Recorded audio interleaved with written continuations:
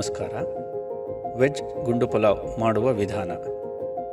ನಮ್ಮ ಪಲಾವ್ ಮಸಾಲ ಪೇಸ್ಟಲ್ಲಿ ಎಲ್ಲ spices add ಆಗಿರುತ್ತೆ. ಪಲಾವ್ ಎಲೆ ಅಥವಾ ಚಕ್ಕೆ, ಪೆಪ್ಪರ್ ಯಾವುದನ್ನು ಹಾಕೋ ಅವಶ್ಯಕತೆ ಇರೋದಿಲ್ಲ. ಸೊ ಹಾಗಾಗಿ ಉಪ್ಪು, ಖಾರ, ಹುಳಿ ನೀವು ಹಾಕೋ ಅವಶ್ಯಕತೆ ಇರೋದಿಲ್ಲ.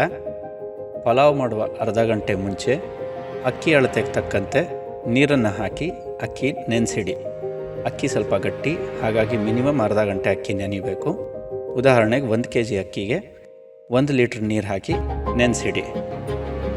ಪಲಾವ್ ಮಾಡಲು ಶುರು ಮಾಡಿದಾಗ ಕುಕ್ಕರ್ ಅಥವಾ ಪಾತ್ರೆಯಲ್ಲಿ ನಾವು ಕೊಟ್ಟಿರೋ ಟೇಬಲಲ್ಲಿ ಇರುವ ಅಕ್ಕಿ ಪ್ರಮಾಣದ ಅಳತೆಗೆ ತಕ್ಕಂತೆ ಅಡುಗೆ ಎಣ್ಣೆ ಹಾಕಿ, ಎಣ್ಣೆ ಸ್ವಲ್ಪ ಬಿಸಿಯಾದ ಮೇಲೆ ಕೊಟ್ಟಿರೋ ಅಳತೆ ತಕ್ಕಂತೆ ಈರುಳ್ಳಿ ಹಾಕಿ, ಈರುಳ್ಳಿನ ಬ್ರೆಡ್ ಸ್ಲೈಸ್ ಥರ ತೆಳ್ಳಗೆ ಹೆಚ್ಚಿರಬೇಕು.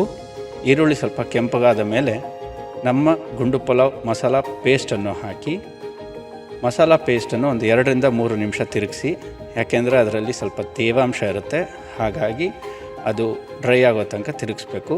ಅಳತೆಗೆ ತಕ್ಕಂತೆ ತರಕಾರಿ ಅಂದರೆ ನೀವು ಕ್ಯಾರೆಟು, ಬೀನ್ಸು, ಬಟಾಣಿ, ಆಲೂಗಡ್ಡೆ ಇಷ್ಟನ್ನು ಹಾಕ್ಬೋದು, ಅಥವಾ ಮಶ್ರೂಮ್ ಹಾಕ್ಬೋದು. ಟೇಬಲ್ ಪ್ರಕಾರ ನೀರನ್ನು ಹಾಕಿ ನೀರು ಕುದಿಯುವ ತನಕ ಬಿಡಿ. ಇದಾದ ನಂತರ ಅಕ್ಕಿ ನೆನೆಸಿಟ್ಟಿರುವ ನೀರನ್ನು ಹಾಕಿ ಕುದಿಯುವ ತನಕ ಬಿಡಿ. ಅಕ್ಕಿಯನ್ನು ಹಾಕಿ ತಿರುಗಿಸಿ.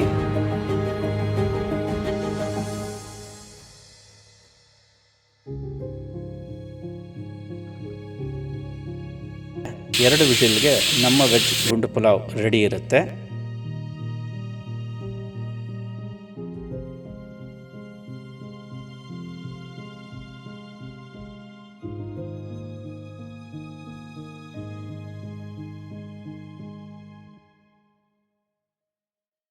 ಇದಕ್ಕೆ ನೀವು ಮೊಸರು ಬಜ್ಜಿ ಮಾಡ್ಕೋಬೇಕಾಗತ್ತೆ. ಮೊಸರು ಬಜ್ಜಿಗೆ ನೀವು ಟೊಮ್ಯಾಟೊ, ಸೌತೆಕಾಯಿ, ಈರುಳ್ಳಿ, ಮೊಸರು ಹಾಗೂ ಉಪ್ಪು ಇಷ್ಟನ್ನು ಹಾಕಿ ತಯಾರಿಸ್ಕೋಬೋದು.